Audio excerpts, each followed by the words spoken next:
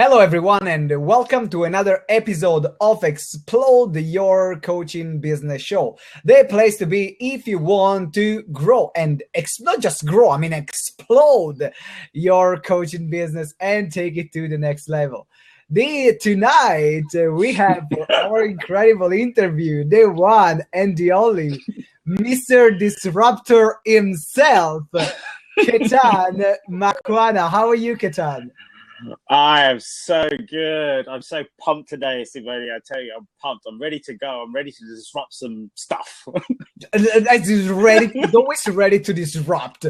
So you don't want to meet him in the street because he can be ready to disrupt you. And so you make me sound like the Incredible Hulk or something like a serial killer or something. Oh dear, it's not that kind of show. Which we all know you are, so that's good. For those of you that don't know Ketan is a serial entrepreneur and an industry disruptor. He focuses on developing mindset, attitudes, and behavior for success. So you want to be successful, you want to have the success mindset, Ketan is the man. And is also a renowned international speaker and sits on advisory boards of more than 15 companies. That's crazy. An institution like MIT, Professional Education, King's College London, and the British Council. That's crazy, right? So I'm really excited about having you here tonight. So the big question before we start is, why disrupt the market? Like, why is disruption important? Talk to me, Ketan. Okay, so there are a couple of words in the dictionary which in this generation have really changed and pivot. So there are words like hustle, authenticity, and disrupt. Disrupt back in the original sort of the corporate days back in the 80s and 90s was a negative connotation. In fact, it's still in education. Professors and academics don't really like the word disrupt because it seems like it's negative. Disruptive student. Yeah. You don't want disruptive students in your class. I was one of that. So exactly. And then you've got the word hustle. Everyone used to think about it's about conning someone. And actually it's not. I think the redefinitions in today's generations are more positive in its transaction. We do need to disrupt because it invokes change. It forces change to a certain extent. And there are certain things that are too old, too plastic, that need changing. So, when I set out with Enterprise Lab, my sort of most recent startup, well, it's not really a startup now, it's over 5 years old in that respect. All I wanted to do was disrupt the way in which young people's skills were given to them in terms of life skills, because I just felt the academic environment wasn't doing what it was supposed to do. Especially from when I was in school to where, when I see college students who are thinking about going to university couldn't even afford because of the rise in tuition fees. So why do we need to disrupt? We need to disrupt to evoke change. Now, sometimes that change comes in a negative connotation first, but any change is good because it changes the outcomes of what's going to happen later in and I remember, in the future. Let me stop you there because you were talking about Enterprise Lab, and that's how we met, right? The first time, I think it was 5 years ago. You were one of Enterprise Lab. Through Enterprise Lab, you were one of my trainers in a national program called NCS. Yes, and you were teaching me social action skills for young people, right? So yes, absolutely. Yeah. That's how we met. And I agree with you when you are, for example, working with young people and you need to give them, have a change in mindset on before what the care is. I'm just going to play PlayStation 5 hours a day. No, absolutely. I care about. Exactly. So, you take that example of NCS. We had the privilege of working alongside Future Foundations, and we were the suppliers for the Enterprise Days for pretty much all the regions that they had across the NCS. So we took up all 9 regions. We had thousands of young 16 and 17-year-olds that we were providing all this kind of service to. And just for anyone that's listening out there, the challenge that I had is I had young people that I don't even know. They don't even know who I am. I've got one day with them. And in one day, we had to actually get them to design a social action program and project and actually get it confirmed in teams. So when you've got 16 and 17-year-olds with their hormones and their attitudes and all of that running around, you know, and then you've got to be able to actually center them in groups and groups of 8 to 10 at a time, and actually get them to agree on what your project's going to be, and within a day get them to turn around and say, this is how it's going to work and this is where it's going to go. I'm telling you, you have to be disruptive.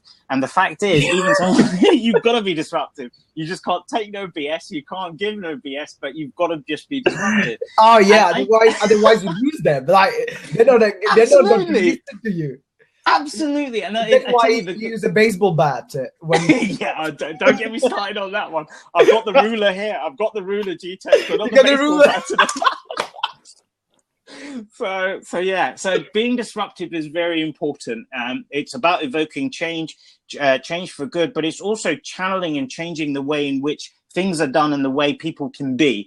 And being disruptive by that very nature, I've got it on my business card now, for crying out loud. And a lot of people, when they see that I'm a chief disruptor, they like it. They actually say, this sounds great. You know, what is that all about? How are you going to disrupt? And I'm like, well, you know, I'm not someone that takes anything for face value. I am what you call a proverbial cage rattler. I will upset more people than I'll actually make.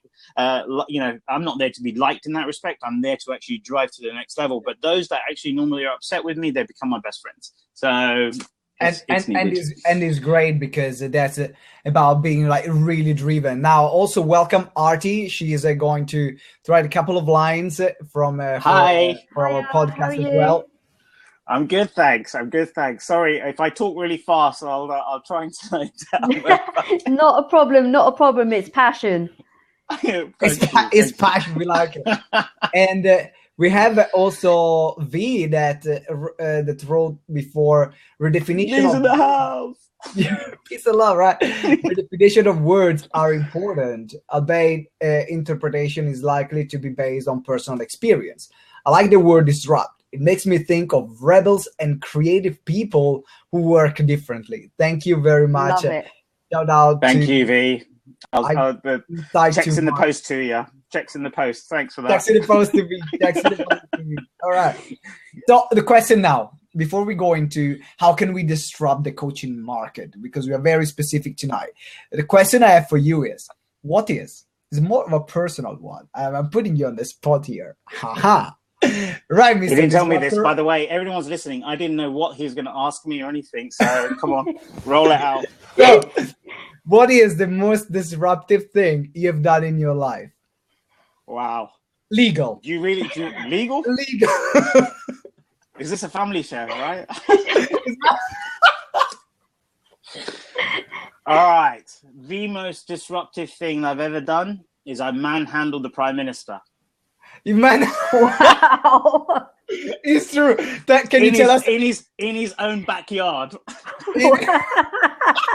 Can you tell us a bit more about that story? I've heard this story before, and I want our listeners to know. So, dear me, you're going to kill me, Simone. I swear you're going to kill me with this. All right, very quickly. So, in 2011. We know that the UK suffered its riots. You know, young people, unemployment was really high. People were getting on the streets, all the looting, all the damage. People were dying, etc. So I came up with, while watching all of this on the news from my comfy sofa in my house, I turned around and looked at the screen and I said, you know, there is something that someone needs to do about this. And I thought I was maybe that someone. So I came up with an idea to put together an event which would combine young people with industries and institutions, so we could kind of bridge the gap, and we could also show young people what opportunities are out there, and demonstrate to industry in particular who believe that young people weren't right or fit or able to take on jobs in the in their respective companies, what young people can actually do. Yeah. I've never run an event before in my life, so I thought to myself it would be quite good to go and get another event company to look at it, but no one was taking me seriously. So then I thought I'll try with corporations and, through CSR, but no corporations would take me, seriously. And I guess one of the things that I found out, it's not what I was providing, it's who I was. No one knew who I was. They thought, who's this fat bald guy that's coming up asking us all this kind of stuff, basically. Very sexy. And sexy, yes. Bold is sexy. Bold, yeah, it is very sexy. Stop digressing me from my story. Yeah, let me get to this, man. So he's disrupting my story already. See, he's a disruptor himself. This man up here, he's a disruptor. So the point of this is I kind of I thought to myself, I've got to find a higher source that's going to really be able to help me and influence me. And as I say, God wasn't available that day, so I elected the Prime Minister. I said, I'm going to get the Prime Minister behind me. And it wasn't like I could just pick up the phone and say, all right, Dave, can you sort some stuff out for us? The young people out of jobs and all this. It was not like that. It wasn't, no, unfortunately, it wasn't like that. I didn't go to Downing Street, to the front gates and said, let me through, you pleb. I got to get through. That wasn't going to happen either. So I thought to myself, right, let me go and find out who I know that knows someone that knows the Prime Minister. And actually, I wasn't far off from a connection towards the Prime Minister. So I kind of went and met the people that knew someone that knew the Prime Minister and passed my vision. They got bought into it. And within the space of a couple of months, I was being invited to Downing Street to present my solution. But when I got there, I didn't meet the Prime Minister. I thought I was going to meet the Prime Minister. And it was actually the Special Advisor on Youth, Crime and Culture. And they spent the best part of an hour with me in the small state dining room, listening to me going like this. That's all they were doing. Looked like Churchill dog, or they were listening to Beyonce on their phone. Yeah, exactly. A bit like what's amazing. That's all I was getting. They must be thinking, this guy's a stupid guy, man. But anyway, I finished this hour, and then they just turned around and said, give us some information and we'll get back to you. And I'm like, no, we ain't doing this. We are sorting this out today. Cut long story short, I kind of gave him some sort of pleading pitch that just as I was leaving Downing Street, he came back and said, look, the Prime Minister's holding a reception this evening. Why don't you come? It's about 4:00 in the afternoon. I left Downing Street. I had to go back at 6. So instead of going to a coffee shop, I went to a pub. I sat there and I drank beer. And you drank some green juice, right? I drank some. Yeah, I was very good. I drank a couple of Stellas, and I was going around on Facebook saying, I'm the man, I'm going to meet the Prime Minister. And then come around 6 o'clock, I've had about 5 pints, no lunch. I'm feeling a bit woozy. Get out of the pub, it's raining, I haven't got an umbrella. End up in Downing Street looking like a drunken rat. Go upstairs into this hall. The Prime Minister steps up to give this talk. He steps down and he comes to meet everyone. And just as he came to see me, and I'm not going to say the whole thing here because you're going to have to come and hear me speak one day to find the full story, basically. I got to the stage where I fluffed my lines, let's just say. And he's about to leave, and I put my arm on his arm like this, and I pulled him back, and I thought, oh, shit. They'll never let... Now I'm going to get arrested. They're never going to let Indians back into Downing Street ever again after this one.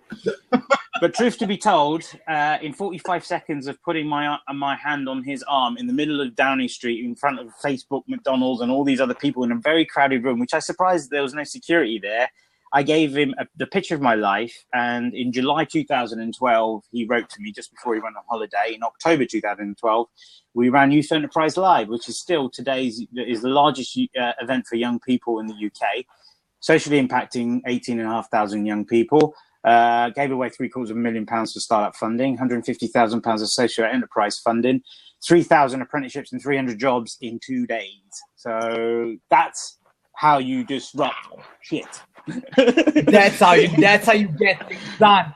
Make it done way. That's what we like. All right. So guys, again, if you want to hear, I've heard this story probably about 15 times.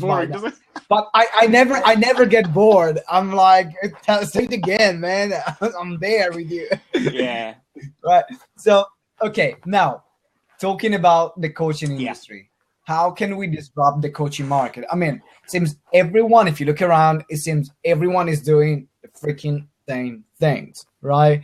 You get, I'm one of them, right? I'm not different. So they work, I'm doing, but how do we become different? How do you do things in your way, in a different way? Because now you are speaking all over the world. Like every time I see a Facebook post, you're in a different country. By the way, guys, I'm in the UK until Tuesday. Then I leave again. Then I only come back for 2 days. Then I leave again. So what somebody's talking about here? The question you're asking is, how do you disrupt the coaching industry?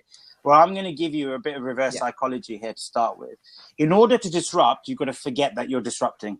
I'm going to repeat that again. In order to disrupt, you have to forget that you're disrupting. Because if you set Okay, now my two rats inside my head are going like, what is the guy talking about? Okay, you know go what? for At the end of the day, if you want to disrupt something, if you focus on the fact that you're disrupting, then all you'll do is become disruptive. You won't disrupt anything. All you do is you'll come in, you'll become a nuisance, you will annoy, because the way your mindset will build and the attitude and the behavior that you build around disruption is you'll become more of a nuisance than a support or sort of someone that's innovating and evolving a process. So the first step that you've got in your mind is, okay, yes, you want to disrupt the market, but get it out of your head.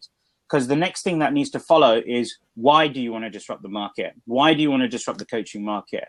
What is it that you are so pissed off about that you want to change? Because that's what disruption is all about, is making change. Yes, you're going to make an arsehole of yourself a little while, like I almost did with the Prime Minister.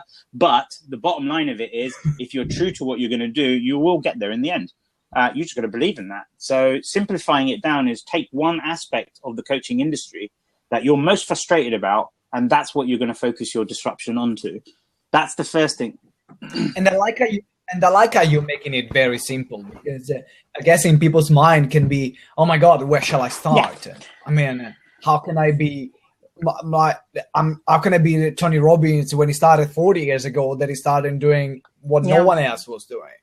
But I think that to make it very tangible, start with one thing. Agree. And then disrupt that part. Hey, just exactly. You've got to get out there, and whatever it is that you pick, it's got to mean something to you in your heart more than anything else. Because, if you build a business through your brain and not your heart, all it will do is service what your brain can service. But the true authenticity of what you can do, the passion, the commitment, the drive, the energy, it all comes from your heart. I was in India last week at the Women Economic Forum. I was speaking at their forum, and all I could really learn from everyone that was speaking around me was about energy, about passion, about conviction. And do we know that we're made up of cells of energy, and every time we're negative, we pass that energy out of our system, but actually it makes us ill. It causes illnesses. It causes us to feel upset. It changes our way of eating, our sleeping habits, everything. It changes you dramatically. So whoever's listening out there at the moment who is focused about wanting to disrupt the coaching industry, I want you to pick just one thing within the industry that frustrates you. And then I want you to ask yourself why. Why does it frustrate you? What is it that frustrates? Why is that thing specifically? What is it that you believe you can do, and why you should be doing that? Because you've got to justify it to yourself, because believe me, the army is going to start with one person, and that's just you. And you're going to be misunderstood more than anything else. You're going to be pulled down. I saw a quote more recently. Michael Serwer wrote the quote, I think, on Warren's. We are quoting Michael Serwer. Cool, man. I need to send him a text. Michael Serwer, we are quoting one of Michael wrote a piece, just a little statement on one of Warren Ryan's posts recently, where he said that, do you know what? When you're pissing someone else off, or they're up on your back because they hate you, then that means you're doing the right thing. And that's what I want the metaphor to stand for, you guys. You're not there to be liked. You're there to serve a purpose. Yeah. And sometimes you've got to be cruel to be kind in that respect. And, the whole purpose of disruption is not to be understood. It's to actually be misunderstood so everyone can understand later on, basically. It's a journey that you're running through. I'm just putting a quick disclaimer on that, because if you piss off at everyone, it means that you're a douche. Exactly. And that comes back to the beginning part of what I said. You know what? At the end of the day, if you keep focusing on disrupting rather than doing your shit and being authentic and be focusing on that simple one thing, you will become a douche, because all you'll do is you'll just annoy people. You will annoy the system, and you won't really get the clarity of your message across to people. And it's definitely true. So when we are talking about now different areas of the coaching business to disrupt. So for example, I give you the area that we chose. For example, with GTEx, we saw that in particular in running events, we are this success resources model, where you have people that go to these events and they learn, but they actually do nothing about that. So what we wanted to do, and is our aim, every single workshop and talk that we deliver, people leave the room with something that they can do. They have already done it. So it's not something that, a series of principles that they can learn. I'm like, you can listen to an interview and go on Google for that. You don't need to come to a live event. People come to a live event. I want them to come out with, actually, I don't need to review this. I've done it and I can start implementing it straight away. That's what I want. It's all about implementation. And that's what we decided to do, because I remember I was going to these seminars and I was getting bored. Everyone was saying the same bloody things. And do you know what I was looking at it. They just stand on stage and say, buy my product. You got 20 minutes. You got exactly 20 minutes right before the price goes up. Buy my product. It's effective though. It's effective, but I think it's a bit brainwashing as well. Artie, you're absolutely right. Let me tell you something. I'm gonna put it out there, because just the kind of person that is so 2010. Okay, in that respect. And I'll tell you something why. I've been a lead trainer for Tony Robbins for UPW. I've sat there. I've seen people who have come into these seminars, and I look at them and I say, there's no way you can possibly afford to go on this. And there's no way that you're actually even ready to go on this. And yet they're like, I haven't paid my rent for 3 months, so I can afford to go. And I'm like, what the hell are you doing? All right. And then they go on these 4 days of amazing energy and meeting people and hugging and walking on coal and breaking boards like Bruce Lee and all this kind of stuff, basically, which I'm not disrespecting. You know what? Tony is a titan of his industry, and so are some of the other guys. Like mashing their own bones and putting them together. But my issue is with this. It's almost like they've gone to Glastonbury for 4 days. They've come back muddied. They go back to this darkened room that they can't switch the light on because they haven't paid the electricity bill. And then they think, oh, shit, I've got to go back to work. And everything that they've learned, everything that they've built, everything that they've inspired to over those 4 days becomes the wedge that holds the coffee table up. It just becomes and for me, it's a situation of just, do you know what? Put that 1,600 pounds in the toilet and flush, because that, at least someone somewhere is going to collect that cash from somewhere. It's just beyond unmeasurable. So when you talk about how GTEx was coming in and, looking at this model of providing the value, it's very much the same sort of thing that Enterprise Labs done. We went in it from a youth employability front. Today, we're about to launch a platform which is like Netflix for skills and training, because we believe that video content should be delivered or curated into bite-sized chunks so people can actually understand what's going on. Not only that, we produce a disruptive download, which actually tells people, this is step 1, this is step 2, this is step 3. Go and practice these. And then my own system is going to hold you accountable for where you're going. Because I believe by giving it in smaller chunks for people to realize their abilities, the confidence comes up, the competence comes up, and they move forward. Now, if someone completes a range of stuff that Tony does, for example, on my site, and I'm not endorsing that Tony's going to be on my site, on my platform, we would then naturally upsell them to a Tony Robbins course, because we know they're ready for it. And so this is all about mind over matter. And for me, that was our disrupting point. I just wanted to show people that there are other ways of doing things, much more simpler, much more real, in its true term. And for me, my motto, as Simone always knows, is 1% change in your attitude equals 100% change in your results. And I love that. So now, what are we talked about some areas. We talked about the value part. We talked about the sales part of the personal development industry. As a coach, what do you think are some areas for our listeners that they can think about that they could disrupt? Like if you think about, I'm just asking you now to take a step back and fly over the coaching industry, right? With your disruptive mind, and look at different parts that could be tackled that, in your opinion, give us some examples so people can have an idea if they maybe are stuck where to start, can see, maybe I can consider this. Okay, so the first thing that I'll say to everyone is don't look at what other companies and people are doing and try to copy them, okay? Not everyone can do events. Not everyone's Simone Vincenzi, who can host everyone, the way that Thanks God. You know, it's just we will. Thanks God. Do you know what? I don't do events. You know, I've been around pretty much almost the same sort of time you guys have been around. You don't see me doing events purely because I'm shit at them. You know, I suck. I'd rather be on stage keynoting or actually delivering a workshop on the ground.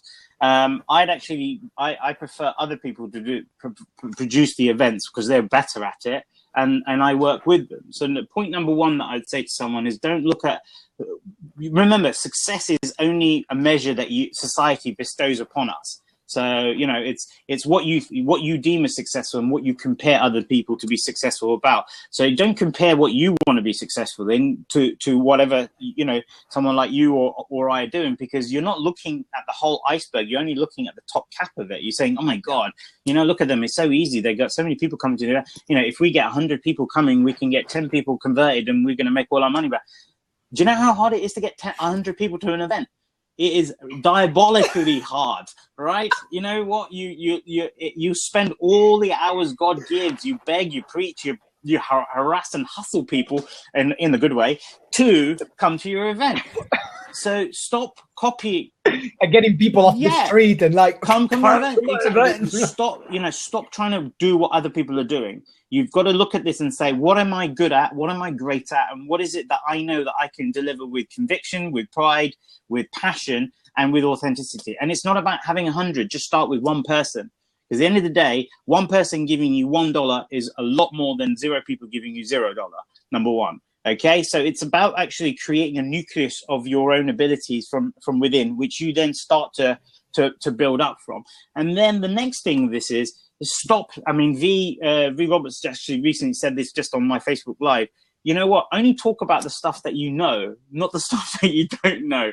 You know, don't start quoting people from their books and you don't even know what it means, right? This is just stupid. I've been to events where I've listened to people on panels or keynotes, and I'm like, flipping out, you just swallowed someone's book and just regurgitated the shit out, basically. That doesn't make you authentic. You don't have a clue about what he's talking about. Exactly. And this is the whole thing about transparency to your customer, which I was just talking about on that Facebook Live before this podcast. This blab, was the fact that, do you know what? Customers will see straight through it. And you will lose your trust, you'll lose your authenticity and your morals to where you're going. So point number one is stop copying everyone, be original to what you're going to do. And it's not a case of how. Stop talking about how you do something. Start asking yourself, what do I have to do to get there? What? Look, the one word from how to what changes the whole mindset from to are. You know, that's how it moves. It's as quickly as that. Did you know? I like the sound effect. Some people might listen to the podcast. You made a great facial expression of Ketan. I wish I took a screenshot. No, that screenshot was really bad. I've got a face for radio, so you know. You got a face for. So listen.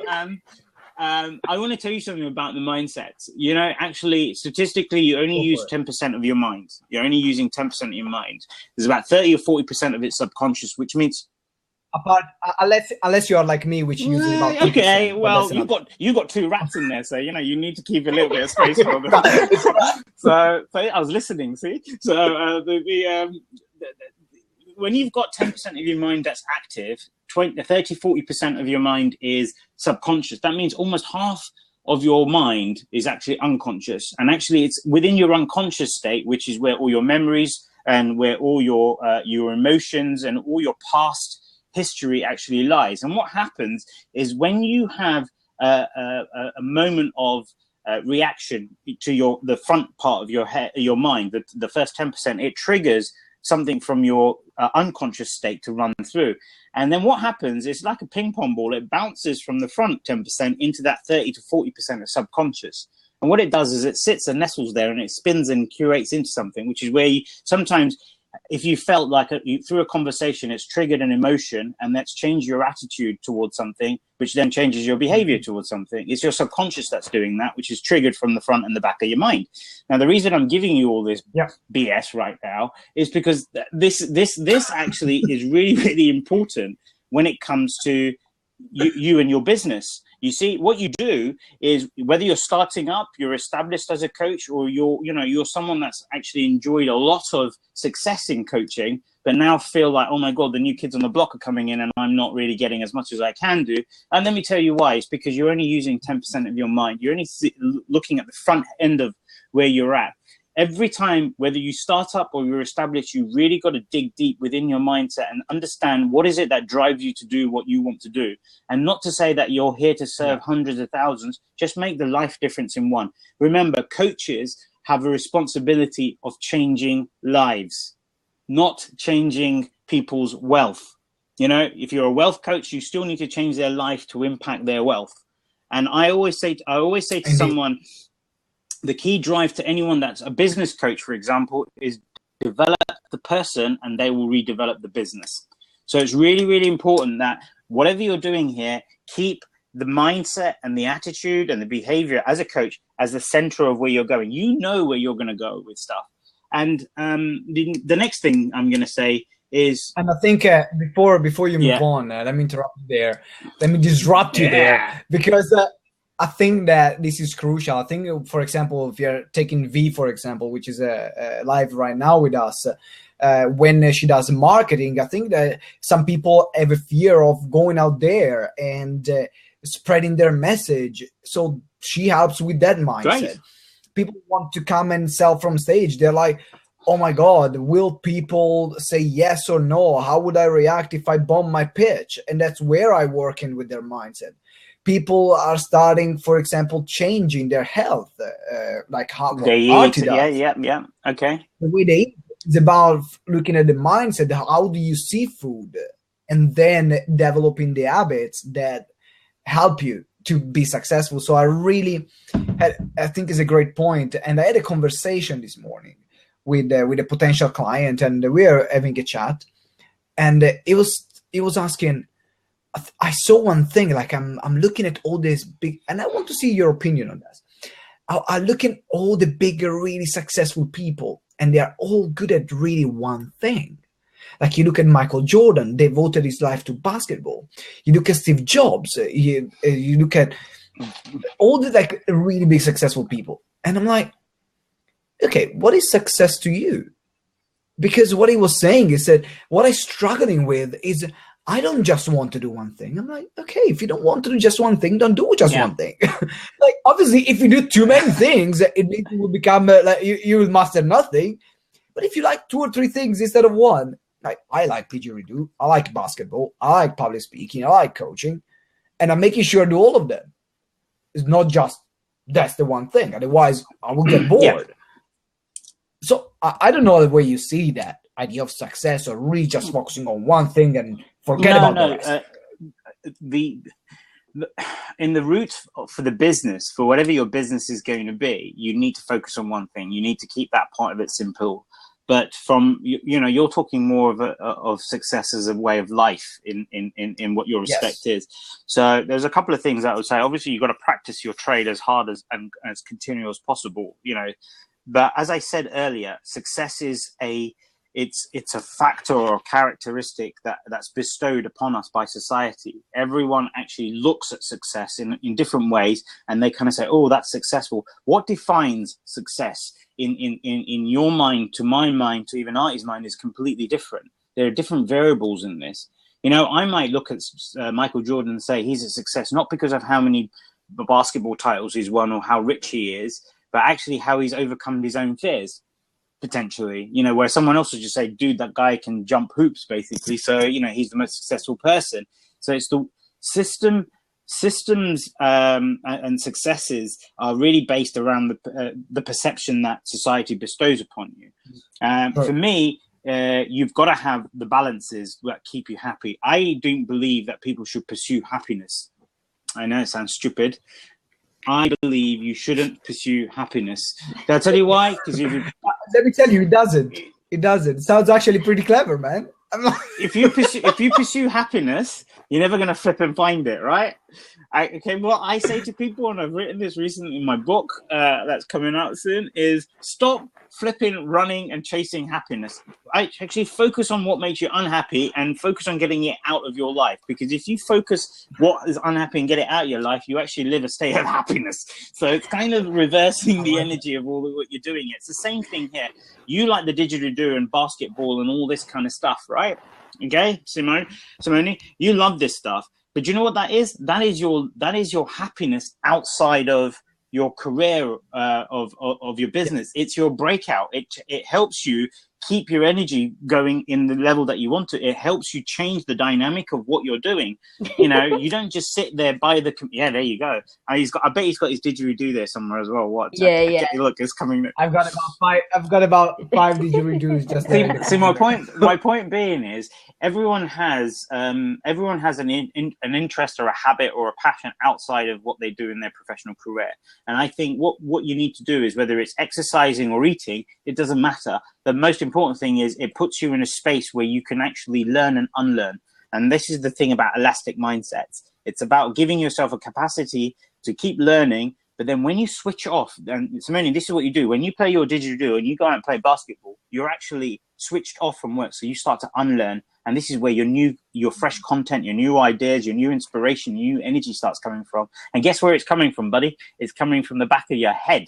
That 50% of the nog that you're not using, the unconscious mindset. What about when your passion is in line with your business as well, though? My passion's always been sports fitness, and that is my business. Yeah. So those are your passions, but then I know you still have you'll have other outward interests. I mean, as much as sports is your life in that respect, and it's also your career, there are still breakouts from this, perhaps travel or watching box sets or whatever it is. There is something within your habit of life that actually breaks away, which keeps you just as energized as the things that keep you energized when you're at work. For me, it's drinking copious amounts of coffee, watching box sets like Billions, which is amazing. I'm not giving them a plug for that. Did you watch Suits? Yeah, I've seen Suits as well. You see, this is the thing. This is my kind of breakout. I love doing that. And actually, when I'm watching, and sometimes you're sitting there and like my eyes are closing like this, and I'm still trying to watch it. All of a sudden, just as I'm about to go like this, I get this moment of epiphany, and I think, oh my God, this is what I should be doing tomorrow. And do you know what that is? That's a state of learn and unlearn. I get every day you get a state of learn and unlearn. So for you, don't focus on it's your passion, it's your life, and you love sports and you all of this kind of stuff. You got to also look at and say, what helps me unwind and take my mind off what I'm doing. So whether it's cooking, whether it's eating, whether it's running, whether it's box sets, whatever it is, there's something that's out there for you that's actually there to help you switch off so you can switch back on. Yeah, that's true. Does that make sense? That's true. It definitely makes sense. And getting back on the idea of success, I remember I was at this festival. And I was in the didgeridoo festival, and it was in and I was in Wales, right? You were doing hold on. You were in a didgeridoo festival in Wales. Yes, can you believe it? Maybe it sounds so wrong, maybe right? New South Wales, but in Australia, but not. Yeah, in Wales. And it's the largest didgeridoo festival in UK, which is done in Wales. And my fiance gave it to me as a birthday present. So we stayed there for 2 days. And I played also on the stage. So it was amazing. She organized it for me to play on the stage. And I met this guy that was really, really good at playing the didgeridoo, like a monster. It was amazing. I was talking to him. And he said something that it sounds a bit porn, but I think is very true. And it sounds a bit what? It sounds porn. Sounds like, okay, porn, right? Porn. No, you heard well. Okay. And it's like, and because I had a very long didgeridoo, like the didgeridoo that I had is about. So you see where I'm going. It's more than 6 foot. Like it's more than 6 foot tall, and it's like. I was talking to him, and he said, just because you have the longest didgeridoo, it doesn't mean that you're a better didgeridoo player. So, and I think this is really if we take the porn away from this from this statement, there is some method in the madness. I understand. Yeah, it's not how big it is; it's what you do with it that counts. Isn't it, I guess. It's not about the appearance, right? The innuendos are just going to come out here. You're turning this into a next level thing. I know you're the host here, but come on, you sort him out. Come on. Moderate the hell out of this, otherwise my didgeridoo is going to come out in a minute. got the rude. Hello, so we have Kevin Arrow who just joined. Hello, Kevin. Thank you very much for joining. Simone sounds like it made the way you go. It started now. Arrow, Simone sounds like it may be the way you blow it. Oh dear. Yeah, okay. Kevin just jumps in and make everyone have fun. So that's the role of Kevin Arrow in our interview. Okay, so now getting back to what is don't cry. Dear, I got what happened. My two rats in my brain are fighting, right? That's what happened. So now back to disrupting and back to the coaching industry. So we're looking at finding something that you're passionate about, something that you can tackle, something that pisses you off, that you want to make a difference, something that you can do in a different way.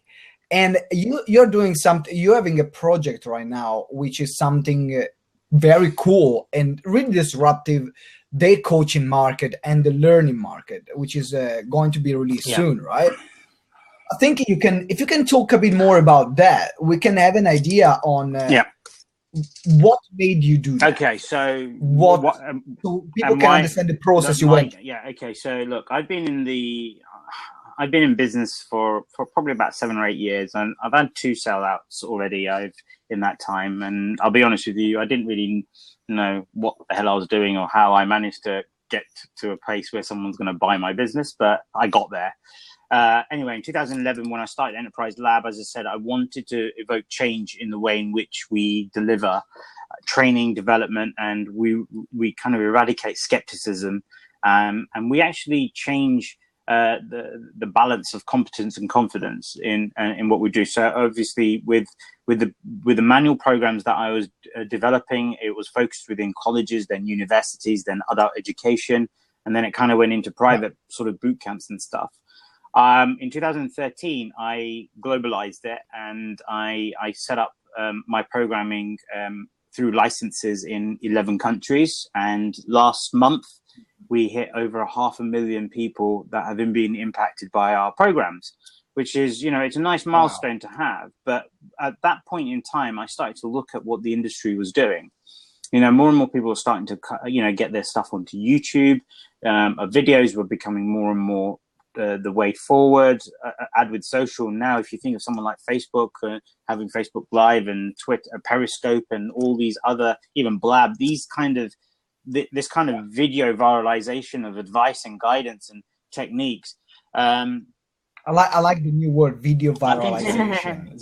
Video viralization, absolutely. It's kind of a situation that got me thinking. I said, even like this, we've got a blab going on here. You're gonna put part of this onto a podcast. The podcast will probably last about 45 minutes to an hour.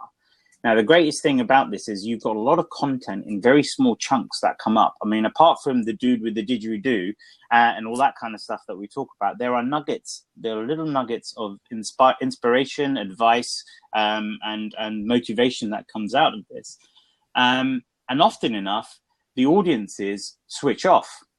They don't. It just goes straight over their heads. Same thing. I'll say you. I sit in presentations where what I do is I look like a bit of an egotistical mug when I do this. But even when I'm going to give a talk, because you are. That's why I've got a big head. You see, this is the thing.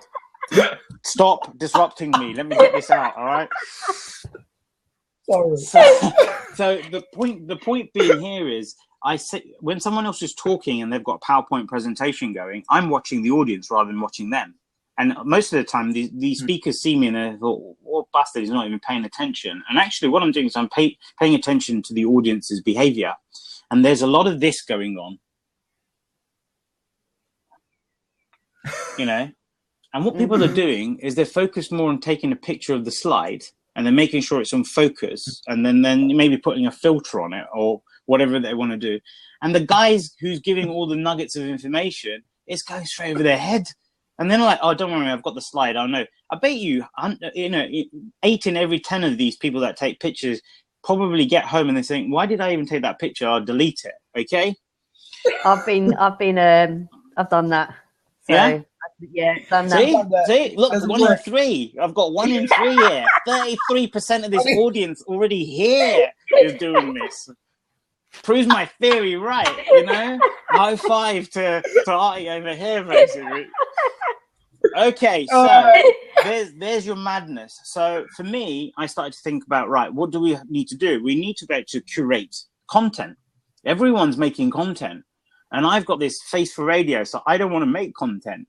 So what I decided to do is say, right, okay, everyone that makes wonderful content, give me the content, I'll curate it, I will actually navigate it, and I'll actually make sure that audiences really understand and get the value of the stuff that you're putting out there. On the flip side of this, as they are watching the videos, we are watching them. We're holding them accountable, we move them forward, and when we believe they're ready for you, we will turn them into your customer. Not only will they give you back that person as a customer because you never had them, we'll actually give you the money for them as well. And what I mean by that is we build an affiliate program like Apple takes the money and then takes their affiliate out. We would give you, Simone, a customer and the money for that customer. And literally, that's the simplicity of all I wanted to do. When I'm talking about disrupting this market, all I'm trying to do is saying, guys that are out there that have got 20-minute videos. I almost fell asleep watching a Seth Godin vision on Skillshare the other day. You know, all this stuff about Udemy. No, it's not that Seth's boring. It's just an hour long. I'm like, come on. You know, I'm getting to that stage of give me the juicy bit.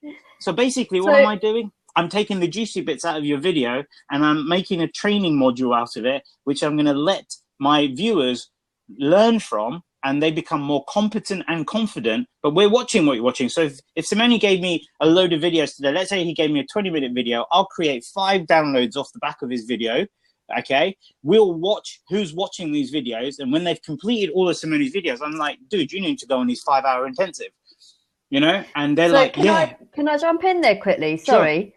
Sure. What is the ideal length of time for a video then? For people to keep people's attention. Sorry, I was just reading. It wasn't that I wasn't paying attention to you. Kevin Arrows talking about naked bottoms on slides. Yeah, I think I'm going to put my naked bottom on the slides now. Actually, I think don't anyone ever take a picture of it. Like, what is the difference? So, and what is it? The other so Kevin, can you send me a slide? Yeah, and so you edit the content. No, we don't edit the content. We curate the content. And what I mean by that is we've got two or three different ways to do this. I'll come back to your question in a second, no worries. Is that what we do is in environments, because remember, it's the content is owned by the owner, whoever publishes it or whoever creates it. We don't own the content unless there's strict permission from the content owner for us to break the videos down. We'll either chapterize them. So we've got a technology that actually allows us to tag from minute to minute, which enables just that part of the video to come up, so we don't need to edit it. And the second thing we do is if it's within a certain time span, so if it's like within a 15-minute, we'll actually just create the three sets of downloads for them, which will say what you watch between minute 1 and minute 4. This is what they're saying. What you watch between minute 5 and minute 7 is this is what you're gonna. This is what this is all about. And that kind of comes into the answer of what to answer your question. The optimum side, and this is what our research suggests, is 2 to 4 minutes. 2 to 4 minutes is just the right amount of time for someone to watch a video and actually understand and take and absorb all the information in. We did this as an acid test on some of our program in some of our programs. We had the same 20-minute video split into 2 groups. We gave one group a full set of the full 20-minute video along with some red herrings in there, and on the other side we broke it down into 5 chapters of 4 minutes. Okay. And we put the same red herrings in there, and all we asked the audience to do is watch the video and tell us what they learned. We didn't tell them they're red herrings or anything. The results were actually outstanding. 76% of the people that watched a 20-minute video thought all the stuff that was real was fake, and all the red herrings were the actual learning points. And the guys that actually were on the other side that watched on the chapters, around 96% of them came back saying, these are the red herrings and this is what the true learning is supposed to be. And that just proved to me that when you bring it down in size, people have the capacity to focus and they concentrate and they remember and they're able to practice. Sorry, so interesting research. We have interesting research. Perhaps the 20-minute group thing. Kevin doesn't tell you he was in that 20-minute group. That's the problem.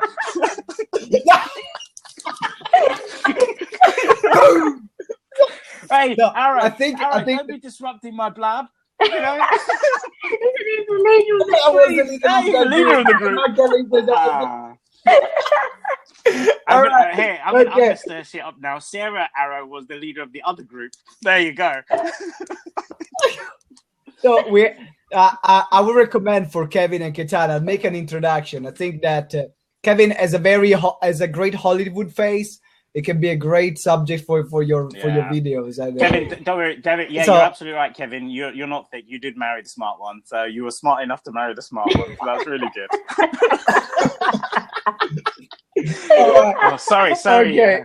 Simone's like, come on, I'm trying to do a professional blab here, and this Ketan and Kevin are just killing it.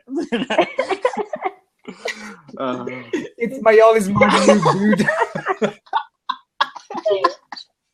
All right, that's why I love these interviews, because I think we can have a great fun together while learning and interesting and reflecting on some really interesting concepts. Because just to finish on this, I mean, the membership platform is beta test at the moment, but actually what we've also paired alongside that is a digital publication, quite fittingly called the Enterprise Lab magazine. But it changes. It's a little bit different to how magazines are set up. So mostly when you subscribe to a magazine, the editor has curated the content. They've had journalists go and do interviews, or they've put in their tips or whatever it is.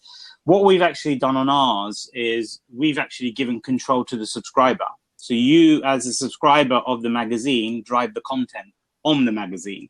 We want your stories. We want your expert panels. We want your rituals. We want your business adverts. And what we do is we curate that into our magazine, because we don't need titans of industry to tell them their rags to riches stories. We need people like me, you, and others that are out there to actually tell their story of what they've done to overcome adversity, how they've changed their mindsets, what they've done as a behavioral to success, because there's someone else out there in the world that needs to hear that story. They don't need to hear it from me. They need to hear it from them. So this is why we created the magazine. I'm going to give it a dirty push right now, basically, which is enterpriselab.co.uk/the mag. I think it's the mag. Artie, can you please find the link, and then we can put it here. Actually, do me a favor. Actually, just will be also available in the show notes as well. Actually, the best one to do is enterpriselab.co.uk/magazine. That's the best one to do. What happens here is we've done an offer at the moment, opening up. It's 12 editions, cost £30, but right now you can get 12 editions for the price of 6, so you're only paying £15. And as soon as you're in, there's two. Yes, you have. It's perfect. Yeah. Now, what that does is that gets you to magazine. Issue 2 is already out. All you got to then do is just submit as you can go onto the page if you on the site itself, and if you want to submit an article, you just submit an article, and my team will come in, curate it, and tell you which edition it will come on. The second part to this is, once you are actually on the magazine is only viewable on the platform. That means that when we go live with the lab, which is coming in 6 weeks, it will be open to you and you can upgrade from there. So we are trying to really change the way in which people communicate and knowledge transfer and share their information. Mm-hmm.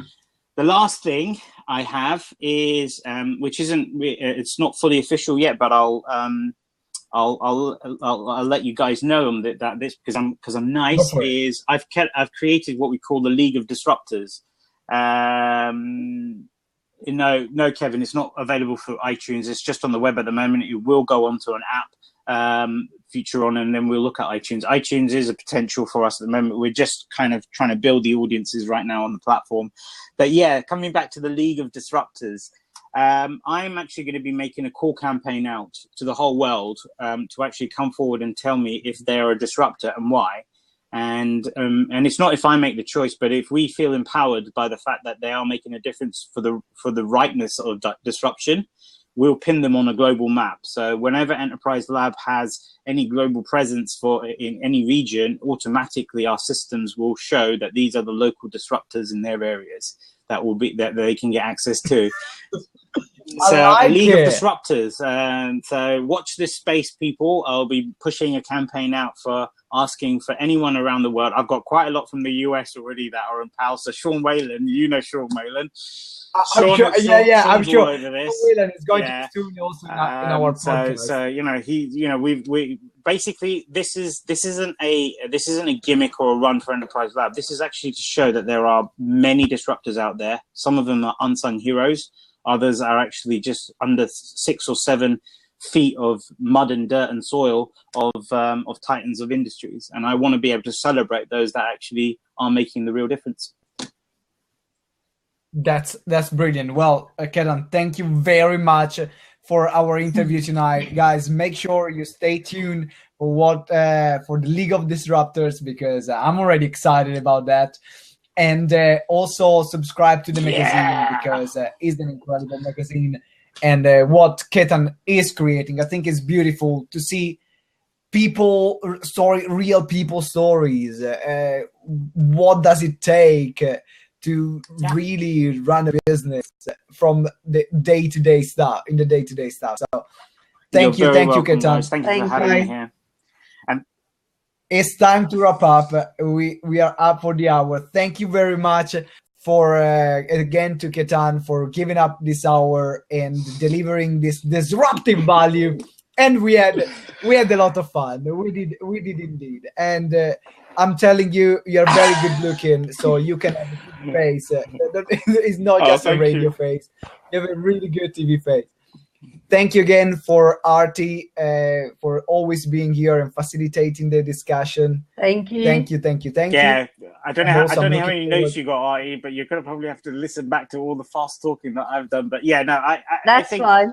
I think the other side that I want to say is thank you very much to Simone for actually putting this all together. As I say, to anyone out there that's listening, if you're in coaching, you're in this business, it's not as easy as Simone makes it look like. He has to apply hours and hours and hours to this craft. So, if you want to learn anything about how to disrupt the industry, not only it's just the techniques of what we talked about today, but go and learn from the best. Go and ask the questions. What is it that you do to get to where you want to be? That's the kind of question you need to be asking a man like this over here, Simone's, Vincenzi. He is a titan of what he's doing.